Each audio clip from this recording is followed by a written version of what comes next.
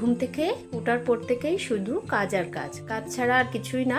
সকালে ঘুম থেকে উঠে খাও দাও, ওইসব করো, রান্নাবাড়া করো, স্নান টান করো, একই কাজ ডেইলি করতে হয়। আর কি করব, কাজ তো করতেই হবে, যতই ভালো লাগুক না লাগুক কাজ টাজ তো করতেই হবে। তাই দেখো সবজি টবজি সকাল সকাল চলে এসছে, সবজি বাজার, ওইদিকে মাছও এসেছে। সকাল সকাল ঘুম থেকে উঠে আর কি দৈনন্দিন জীবনের কর্ম চালু করে দিলাম। আর কি করব, আমাদের পেটটাই হচ্ছে সব কন্ডলের ঘটি, কি বলো বন্ধুরা? এই পেটটা যদি থাকতো না তাহলে তো কোনো কাজই থাকতো না। পেটের জন্যই সব কিছু, রোজগার করা, খাওয়া, তারপর রোজগার করার মানেই কি, বিলাসিতা তো আছেই, কিন্তু খাওয়াটাই মেন। তাই তো আর কি করব, এইদিকে ডাল হয়ে গেছে, সামান্য ধনেপাতা দিয়ে দিলাম। মুসুর ডালের মধ্যে ধনেপাতা দিয়ে খেতে বেশ ভালোই লাগে।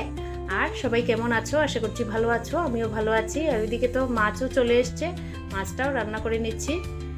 আর মাছ তরকারি করব, আর বাকি রান্না টুকটাক আছে, ওগুলো প্রায় আমার শেষ হয়ে গেছে।